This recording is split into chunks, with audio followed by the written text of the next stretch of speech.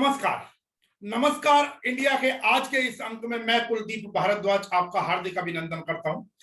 हालांकि आज जो आपको ये वीडियो मिलेगी, ये जो कार्यक्रम मिलेगा, ये तकनीकी रूप से मैं कहूं तो बहुत निम्न स्तर का होगा। उसका कारण है कि मैं जानबूझकर जिस तकनीक का आज प्रयोग कर रहा हूं वो लगभग 11.5-12 वर्ष पुरानी तकनीक है, जिसका मैं आज प्रयोग कर रहा हूं। तो प्रयास कर रहे हैं एक छोटा सा, वो कहते हैं ना, भूली बिसरी यादें। तो यद्यपि आज हम कार्यक्रम करने वाले थे कि long long ago there was a Congress. Congress के जो भी हालात वर्तमान में हैं, जिन हालातों पे कांग्रेस को पहुंचा दिया गया है इस समय, और वर्तमान नेतृत्व ने पहुंचा दिया है, इसमें कहीं कोई दो राय नहीं है। उसके ऊपर चर्चा हम करना चाह रहे थे, यद्यपि इसमें कोई दो राय नहीं कि जो कांग्रेस के विरोधी दल हैं वो तो जोर शोर से उसका हिस्सा बनना चाह रहे थे इस चर्चा का, लेकिन पक्ष की तरफ से लोगों में उत्साह थोड़ा सा कम नजर आया। खैर, इस चर्चा को हम आगे बढ़ाएंगे, इसमें कोई दो राय नहीं है। लेकिन आज की एक सबसे पहली चर्चा, और मैं फिर स्पष्ट कर दूं कि हम इसमें कहीं नहीं चूके हैं। जो भी टीकरी बॉर्डर पर किसान आंदोलन में आई पश्चिम बंगाल की एक बिटिया के साथ जो भी हैवानियत हुई, और उससे भी बड़ी बात, जो उसके साथ हुआ वो हुआ, लेकिन जो नेतृत्व था योगेंद्र यादव या बाकी लोग, उन्होंने जिस प्रकार, अब अनजाने में नहीं कहेंगे हम, जिस प्रकार जानबूझकर उस बिटिया के साथ अन्याय होने दिया, सीधी सी बात, उसको छुपाया नहीं जा सकता, उस जिम्मेदारी से बचा नहीं जा सकता साथियों, सीधी सी बात तो ये है। खैर, उसके अंदर अभी मालूम चला कि 3 और लोगों से पुलिस ने पूछताछ की, उसमें सुमन हुड्डा जी भी हैं। सुमन हुड्डा जो किसान यूनियन चढ़ूने ग्रुप महिला नेत्री, और मैंने स्वयं उनका इंटरव्यू किया हुआ है। और अभी भी जो मैं बात कहता था पिछले कुछ चर्चाओं के दौरान, जो हमने 5 दिन लगातार चर्चा की थी, उस चर्चा में हमने 5 दिन सुमन हुड्डा को आमंत्रित करने का प्रयास किया, लेकिन वो कहीं ना कहीं कन्नी काट गई। चलिए, कोई बात नहीं, अपने आप को बहुत ज्यादा व्यस्त बताते हुए उन्होंने नहीं आई। 5 दिन लगातार उनके पास समय नहीं था, लेकिन पुलिस ने नोटिस देकर उनको बुलाया। और यहां मैं एक चीज और स्पष्ट कर दूं कि अब जो बात सामने आ रही है उसमें कि जो योगिता नाम की महिला थी, जो वहां से शायद ट्रेन में भी आई थी, मालूम चला कि उन्होंने उस पीड़िता के बयान का वीडियो बनाया था। लेकिन बात यह कि अब उस वीडियो का क्या करें, जब आपने जीते जी उस युवती के साथ, स्वयं युवती होते हुए, आपने न्याय नहीं होने दिया। अब कौन साहब उस चीज को बचाव के लिए आएगा, कौन उसके विरोध के लिए आ रहा है, ये तो आपको भी मालूम है, मुझे भी मालूम है।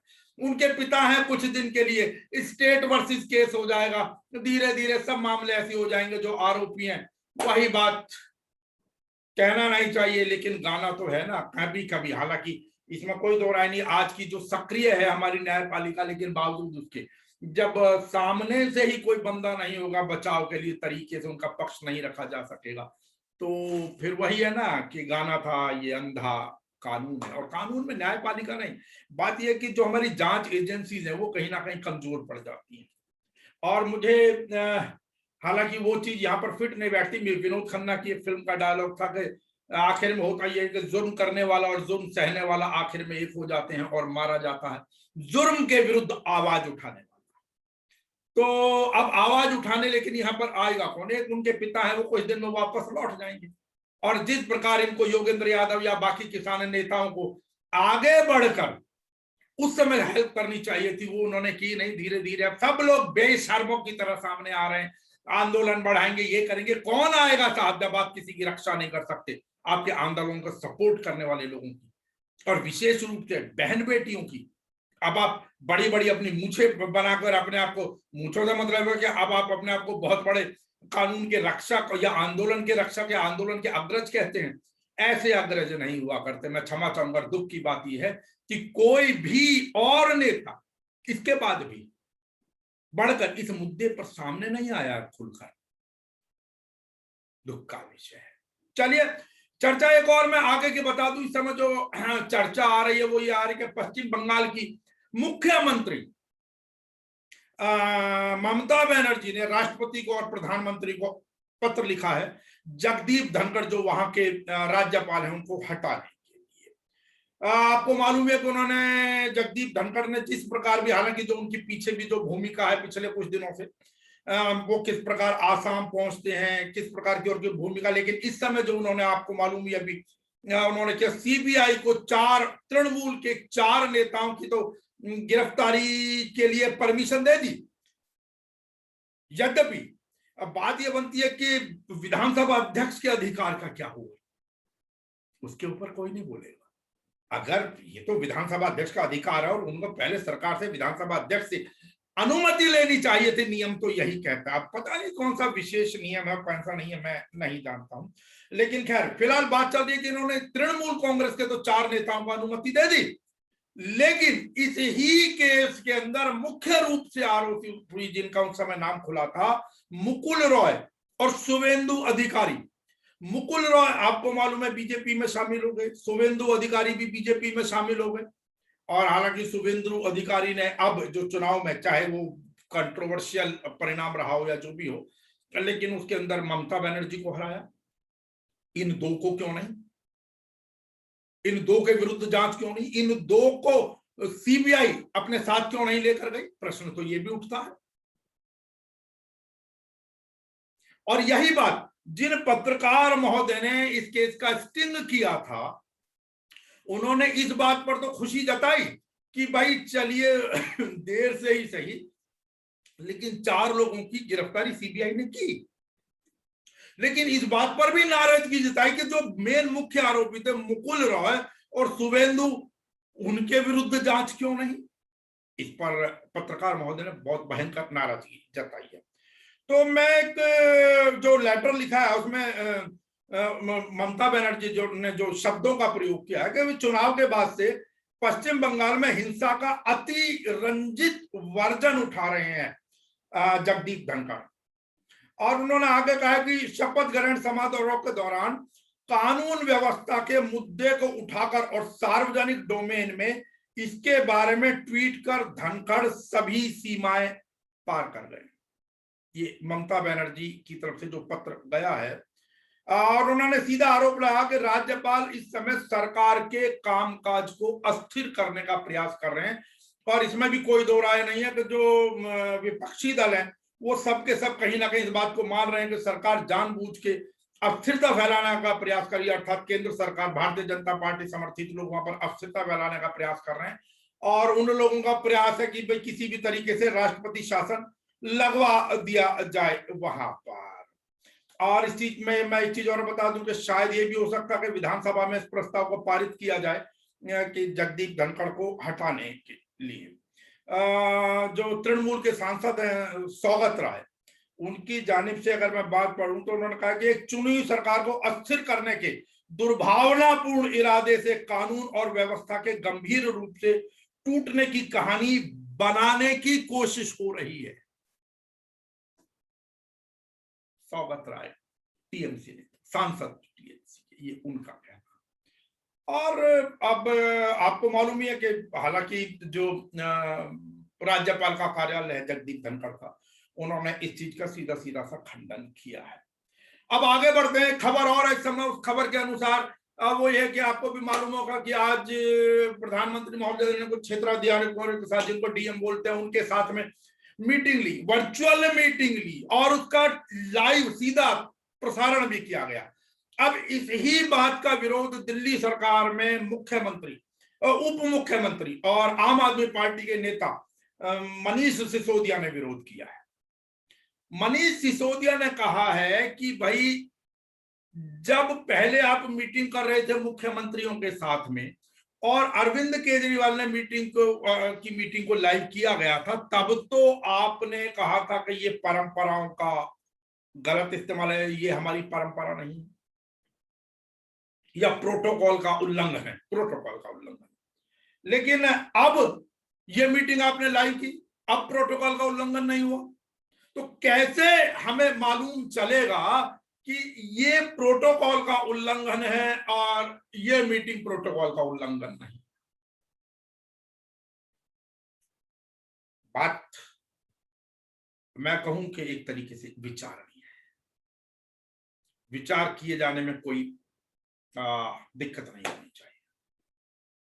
देखिए, फिर बात कर रहे हैं नमस्कार इंडिया की जो चर्चा है, हम किसी बीजेपी, कांग्रेस, सपा, बसपा के हम प्रवक्ता नहीं है, ना हमारा काम और किसी भी चैनल समाचार से संबंधित व्यक्ति का ये काम होना नहीं चाहिए। यद्यपि आज के समय में जिन शब्दों का प्रयोग इनके लिए किया जा रहा है, समाचार चैनल और समाचार चैनल के जो एंकर या रिपोर्टर लोग बैठे हुए, रिपोर्टर फिर मेहनत करके कहीं से लाता है, लेकिन स्टूडियो में आते आते जो खबर का मलीदा कर दिया जाता है, उसके बारे में आपको मालूम ही है कि इन दिनों किन किन शब्दों का प्रयोग किया जा रहा है। चलिए, अब इससे थोड़ा सा आगे खबर और पढ़ लेते हैं। आपको मालूम ही है कि पिछले दिनों अब से 2-3 दिन पहले तक दिल्ली के अंदर बड़े बड़े पोस्टर लगे और हर जगह पोस्टर लगे कि मोदी जी, आपने हमारे बच्चों की वैक्सीन विदेश क्यों भेजी थी। इसके ऊपर दिल्ली में जो मेरी जानकारी है उसमें यह कि अब तो कहा जा रहा है कि 24-25 लोगों को गिरफ्तार किया जा चुका है, लेकिन पहले यही था कि 21 या 22 लोगों के विरुद्ध एफआईआर दर्ज हुई थी, 21-22, और लगभग 24 या 25 लोगों को गिरफ्तार किया गया था। अब ये तो खैर चलिए पुरानी बात हो गई, लेकिन मैं जिस विषय के ऊपर चर्चा आपसे करना चाह रहा हूं, आप ये देखिए कि इन 25 लोग जो बताए जा रहे हैं, 25 लोग जो गिरफ्तार हुए, इन 25 लोगों के विरुद्ध जो केस दर्ज हुए हैं वो है आईपीसी की धारा 188, गौर कीजिएगा, 188, जिसमें आता है कि किसी लोक सेवा अधिकारी की ओर से लागू किए गए आदेश की अवहेलना। ठीक। दूसरा 269, 269, इसमें आता है उपेक्षापूर्ण ऐसा काम करना जिससे संक्रमण फैलने की संभावना हो।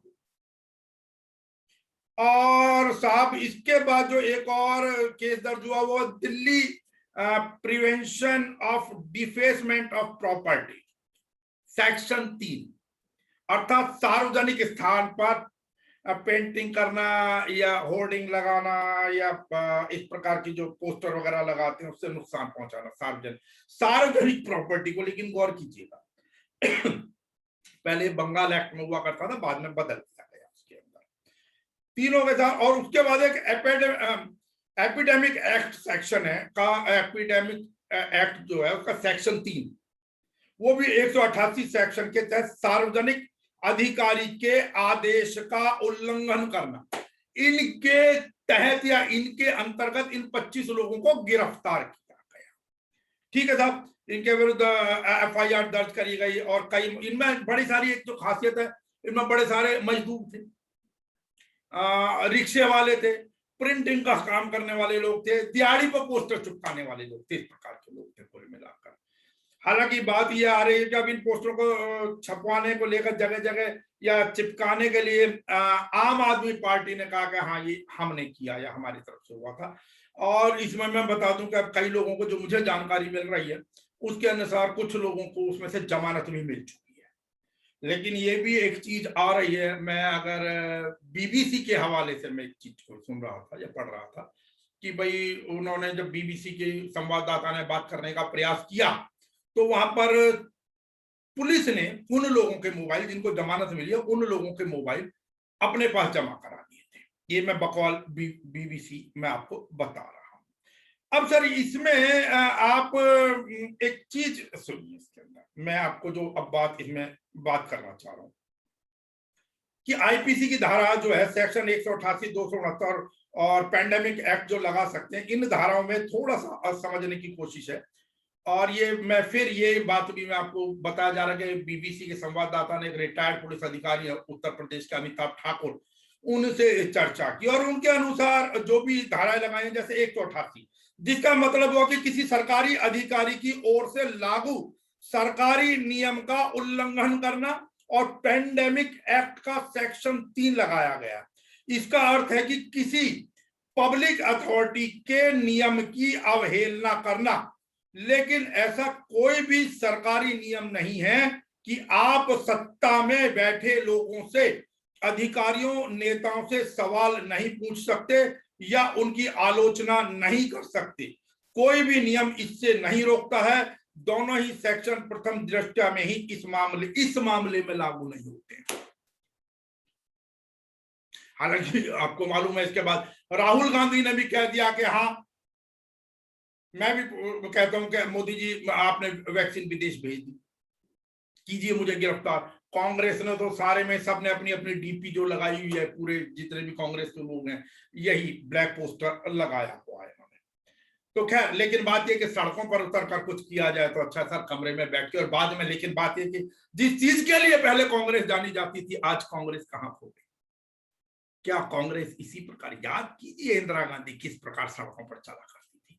1977 में भी जब इंदिरा गांधी चुनाव हार गई थी तो किस प्रकार उनकी सड़क के ऊपर मूवमेंट रहा करती थी। और यही कारण है कि नवंबर, अगर मैं गलत नहीं तो नवंबर 1978 के अंदर वो दोबारा चिकमगलूर से इलेक्शन जीत कर आई। और शायद वीरेंद्र पाटिल, अगर मैं नाम ध्यान मेरे को आ रहा है तो वीरेंद्र पाटिल को उन्होंने हराया था। और 1980 जनवरी में तो जिस प्रकार कांग्रेस वापस लौटी तो लौटी। आप इसके लिए सड़कों पर आना पड़ता है। बंद कमरे में एक किसी नहीं, तो आम आदमी ने मुद्दा दिया, आम आदमी पार्टी ने। आपने क्या किया? और उसके बाद भी ट्वीट भर से कुछ लोगों से ट्वीट करा दिया, बस हो गया काम। एक इसमें है शायद आईपीसी की धारा 269 के बारे में कहा गया है कि इसमें लागू नहीं होती है इस केस के अंदर, क्योंकि पोस्टर चिपकाने से महामारी फैलने का कोई ताल्लुक ही नहीं है। अब बताएं क्या करेंगे। हालांकि बात यह है कि सारी की सारी चीजें कोर्ट में जाएंगी, कोर्ट में धक्के खाते रहिए। अब जो मजदूर है वो कल को उनके पास पैसे हैं नहीं है, बहुत सारी चीजें हो जाती हैं। अब हर चीज के लिए कोर्ट आप भागते रहें, कोर्ट में वैसे ही इतने केसेस हो रहे हैं। खैर चलिए, जो भी है, बाकी जो कोर्ट कहेगा वो बात का विषय है, वो तो सबको स्वीकार्य है सम्मान के साथ में। क्योंकि वो कहते हैं क्योंकि पोस्टर चिपकाने से किसी प्रकार की महामारी का कोई ताल्लुक नहीं है, ये हो ही नहीं सकता, तो संक्रमण फैलाने की धारा कैसे लगाई जा सकती है, बताएं। अब इससे आगे, हाँ, इसमें यह कि दिल्ली जो डिफेसमेंट ऑफ प्रॉपर्टी एक्ट है वो लग सकता है, और वो भी अगर इसे सार्वजनिक प्रॉपर्टी पर लगाया गया हो तो। अब दूसरी चीज मैं और कहूं, आप कहीं चले जाइए साहब, दिल्ली के अंदर कहीं से कहीं तक चले जाइए। मैं मेट्रो की बात कर लेता हूं, दिल्ली मेट्रो के लगभग हर तीसरे पिलर के ऊपर पोस्टर्स चिपके हुए हैं। अब मुझे बताएं कि कितने केस दर्ज किए हैं पुलिस ने उसके विरुद्ध में। लेकिन बात वही आने को लोगों का कहना है कि भाई ठीक है, क्यों ये ऐसा दौर है कि भाई पुलिस के ऊपर भी अपना एक दबाव होता है। हालांकि ड्यूटी के साथ साथ ये सबको मालूम है कि पुलिस के ऊपर एक राजनीतिक दबाव तो साहब होता ही है, कोई इसको स्वीकारे या ना स्वीकारे। बाकी पूनावाला साहब, आप जो लोग शोर मचा रहे हैं भाई, यहाँ पे तरीके से आपने जो वैक्सीन जो विदेश भेज दिया उसमें सरकार के समर्थन में पूनावाला साहब पलट कर आए। और बाकी आपको ये भी मालूम है कि जो हाई कोर्ट है, इलाहाबाद हाई कोर्ट ने फिर से एक बार से सरकार के ऊपर टिप्पणी की थी। बाकी दिल्ली हाई कोर्ट की भी एक सख्त टिप्पणी सामने आ रही है कि आराम गाहों में रह रहे सरकारी अधिकारी कोविड-19 के हालात से बेखबर, भगवान इस देश को बचाए। ये आज की मैं आपको बात बता रहा हूं साहब। दिल्ली हाई कोर्ट ने कहा है कि कोविड-19 ने एक भी परिवार को नहीं बख्शा है, और तब भी केंद्र सरकार के अधिकारी जमीनी हकीकत से बेखबर अपनी आराम गाहों में रह रहे हैं। हाई कोर्ट ने कहा कि भारत में स्पुतनिक वी जो वैक्सीन है उसके उत्पादन से देश को टीकों की कमी को दूर करने का एक अवसर मिल रहा है। अब आपको भी मालूम है 20-21 अप्रैल से दुनिया भर की टिप्पणी हाई कोर्ट और सुप्रीम कोर्ट कर चुके हैं। कल इलाहाबाद हाई कोर्ट की भी बड़ी सख्त टिप्पणी थी फिर से, और आपको मालूम है उससे पहले भी नरसंहार से तुलना की जा चुकी है, किस किस प्रकार की टिप्पणियां की जा चुकी हैं। पता नहीं सरकारें क्यों मानना नहीं चाहती हैं, क्यों नहीं। अब हाँ, ये छोटी छोटी चीजों के ऊपर आप बताएं कि अगर पोस्टर चिपका दी और एक मांग कर ली गई, और ये तो सर्वविदित है, सार्वजनिक पटल के ऊपर है कि सरकार की दूरदर्शिता की कमी के कारण 6.25 करोड़ से ऊपर वैक्सीन एक्सपोर्ट कर दी गई, और हमारे कितने भी किसी से कुछ आपस के संबंध होते हैं, कुछ नियम कायदे कानून होते हैं अंतरराष्ट्रीय स्तर पर कि भी हमें कुछ वैक्सीन देनी है, कोई मनाही नहीं है, लेकिन पहले अपना तो करो। कहते हैं ना, charity begins from the home. वहां आपको कोई ये नहीं रोक रहा कि नहीं आपने पहले अपने देश के लिए क्यों पूर्ति करी, हमें बाद में क्यों दी। और हमें बाद में अगर आपने चलो उनको भी पहले दी तो उसके लिए साहब कोई दिक्कत नहीं थी। कितनी 6.25 करोड़ तो वैक्सीन की जरूरत नहीं थी ना, जो आपके अंतरराष्ट्रीय स्तर पर कुछ मजबूरियां होती। आपने इसको तो मानना पड़ेगा ना कि फिर भी करोड़ों की तादाद में वैक्सीन, कुछ लाख वैक्सीन चली जाती। लेकिन अब किसी से कह दिया जाए तो सबके अपने अपने विचार। चलिए, क्योंकि तकनीकी स्तर पर आज हमने फिर, मैं कह रहा हूं कि मैं लगभग 11.5-12 वर्ष पुरानी तकनीक पर ये कार्यक्रम कर रहा हूं, और जूम ऐप के माध्यम से मैं ये कार्यक्रम कर रहा हूं। और एक लैपटॉप मेरे पास, बहुत पुराना लैपटॉप था, 2010 के आसपास का, 9-10 का शायद, और मैं उस लैपटॉप के माध्यम से, जूम ऐप के माध्यम से, जिसमें फ्रंट कैमरे का उपयोग होता है, आपको मालूम है उस समय का कैमरा की क्वालिटी क्या होती थी, ये आपको अच्छी तरह मालूम है। तो खैर, फिर भी बाकी जो कल बड़ा भयंकर तूफान आया उसके अंदर आपको मालूम है कि जहाज फंसा हुआ और 125 से ऊपर लोग अभी भी लापता। कुछ लोगों को तो बचा लिया गया था और वो अपना विकराल रूप दिखाता हुआ फिर गुजरात की तरफ बढ़ गया था। और उसका फर्क ये पड़ रहा है कि दिल्ली जैसी जगह के अंदर भी, हालांकि कोई बहुत मूसलाधार बारिश तो नहीं हुई है अभी तक के अनुसार, लेकिन ये है कि छिटपिट बारिश और सारे दिन घटा टाइप रही। अब देखते हैं, ईश्वर सबकी रक्षा करे। और फिर एक बात, ठीक है मामले घट रहे हैं अभी के अनुसार, लेकिन बात वही है कि सावधानी हटी और दुर्घटना घटी। तो कृपया करके, यदि आंकड़ों में, मैं अभी भी आंकड़ों की बात कर रहा हूं क्योंकि मेरी बड़ी स्पष्ट चर्चा हुई थी, और एक गंगा समिति से संबंधित सज्जन है, गढ़गंगा, जो दिल्ली के नजदीक ही पड़ता है, दिल्ली से लगभग 90-100 किलोमीटर दूर पड़ता है, दिल्ली के इस वाली साइड से, मतलब बॉर्डर से तो शायद और 10-20 किलोमीटर कम पड़ जाए। और वहां पर गंगा समिति से जुड़े सदस्यों ने बताया, अब मैं उस आंकड़े का नहीं कहना चाहूंगा, मौखिक आंकड़ा, लेकिन हजारों में है कि जितने लोग वहां पर दैनिक रूप से अस्थि विसर्जन के लिए जा रहे हैं। और जिन लोगों को यहाँ पर उन्होंने कहा कि नोएडा, लोनी, गाजियाबाद में, क्योंकि तुरंत नंबर नहीं आ रहा है क्रियाक्रम का, 24 घंटे से भी ज्यादा समय जिन लोगों को लग रहा है, वो लोग भी काफी तादाद में, उनके अनुसार अगर कहूं तो लगभग 200-250 के आसपास लोग दैनिक रूप से क्रियाक्रम के लिए वहां पर पहुंच रहे हैं। तो मैंने इसलिए आंकड़ा शब्द का प्रयोग किया। आपको मालूम है क्या हालात हैं साहब, गोवा में 4 दिन लगातार 80 से ऊपर लोगों की गैस की कमी के कारण, ऑक्सीजन की कमी के कारण डेथ हो जाए। मैं फिर कहूंगा कि क्या यह मेरी जिम्मेदारी है कि मैं बेड ढूंढता फिरूं? क्या ये मेरी जिम्मेदारी है कि मैं ऑक्सीजन का इंतजाम करता फिरूं? क्या ये मेरी जिम्मेदारी है कि मैं रेमडेसिविर या दवाइयों के लिए भागता दौड़ता फिरे जाऊं? नहीं साहब, ये जिम्मेदारी मेरी नहीं है। मेरी जिम्मेदारी थी टैक्स देना, टैक्स अदा करना, और वो मैंने बखूबी किया। कहीं से कहीं तक, प्रोडक्शन से लेकर, शुरू से लेकर और आखिर तक 10 जगह में टैक्स देने पड़ते।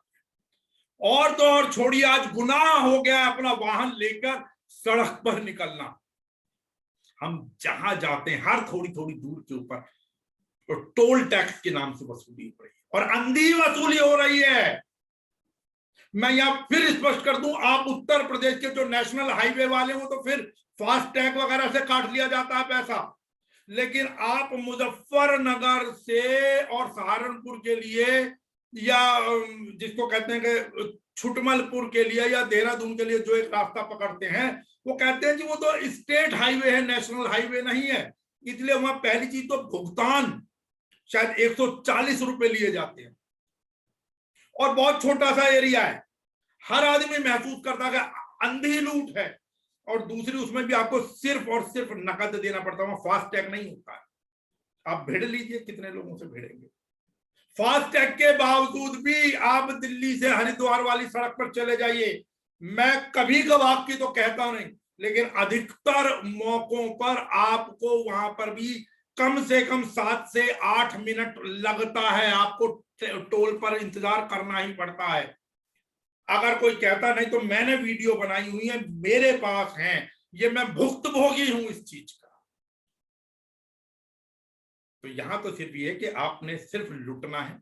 शिक्षा कहा जाता है कि किसी भी नागरिक का मूलभूत अधिकार होता है शिक्षा और स्वास्थ्य और सड़क, लेकिन बदकिस्मती से मेरे इस भारत महान में शिक्षा में लूट भयंकर। सड़क पर अब आप निकल जाइए, आपने गुनाह कर दिया अपनी गाड़ी लेकर।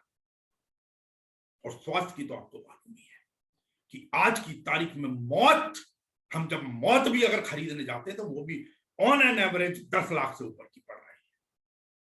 आप किसी प्राइवेट हॉस्पिटल में चले जाइए तो सरकारी में जगह है नहीं, और प्राइवेट में चले जाइए तो कम से कम 5 लाख रुपया पहले मांगा जाता है। और 5 लाख में क्या मिलता है मुझे? सिर्फ बेड। अगर मुझे दवाई और ऑक्सीजन भी हॉस्पिटल के जिम्मे छोड़नी है तो फिर आपकी डील 10 लाख से प्रारंभ होती है। और अक्सर आप देखिए रात को 2 बजे से 6 बजे के बीच में कितनी मौतें हुई हैं। बुरी लग सकती है लेकिन वास्तविकता यही है। नोट कीजिए, आपके जानने वालों में, ईश्वर ना करे किसी के जानने वाला कोई हुआ हो, लेकिन फिर भी कहीं अगर से कोई खबर आई हो, नोट कीजिए, आप उस समय, जिस समय आपके उस परिचित का देहांत हुआ, समय क्या रात के 2 बजे के बाद से और सुबह 6 साढ़े 6 तक का तो नहीं था? क्या उस समय आप हॉस्पिटल में थे? तो बात यह है, मैं फिर बात कहूंगा कि अनुच्छेद 21 के अनुसार जीवन जीने का मेरा अधिकार। और कौन सा जीवन? जानवर की तरह नहीं, बल्कि चिकित्सीय सुविधाओं से युक्त जीवन। लेकिन किसको परवाह है? आज पोस्टर लगाने वालों के विरुद्ध तो आपने केस दर्ज कर दी और गिरफ्तारियां कर ली। पेंडेमिक एक्ट लग रहा था ना, लेकिन जो चुनावों में भाग भाग कर जा रहे थे इतनी दूर, उनके विरुद्ध केस क्यों नहीं दर्ज किया? क्या वो वहां पर पेंडेमिक वाला एक्ट नहीं लगता था क्या? और जो कुछ मूर्ख नेतागण कहते हैं कि भाई दिल्ली में तो चुनाव नहीं था, उस स्टेट में तो चुनाव नहीं था, महाराष्ट्र में तो चुनाव नहीं था। महोदय, जो वर्कर आप लोगों ने यहां से भर भर कर भेजे हैं वहां पर, और वहां से जो बीमारी लेकर उस भीड़ में से यहां आकर उन्होंने बांटी है, उस बांटने ने भी बहुत बड़ा रोल अदा किया है। चलिए, अपने स्वास्थ्य का रखें ध्यान, और फिर कहेंगे बाहर प्रयास करें ना निकले। और मैं जो कहना चाह रहा था, लॉकडाउन, हालांकि हम तो कहते हैं, मांग करते हैं कि लॉकडाउन में भी और बढ़ना चाहिए, लेकिन अगर खुल भी जाता है लॉकडाउन तो कृपया करके तब भी जबरदस्ती बाहर ना भागें, लापरवाही ना बरतें। कहने को बड़ा आसान है, 2 गज दूरी और मास्क है जरूरी। बाहर निकलेंगे तो 2 गज की दूरी, आप वो 6 फुट का लठ लेकर नहीं चल सकते हाथ में चारों तरफ बांध के। तो इसलिए प्रयास यही रहे, ईश्वर आपको स्वस्थ रखे, दीर्घायु बनाए। इसी कामना के साथ मैं कुलदीप भारद्वाज, नमस्कार इंडिया की ओर से आपको पुनः नमस्कार।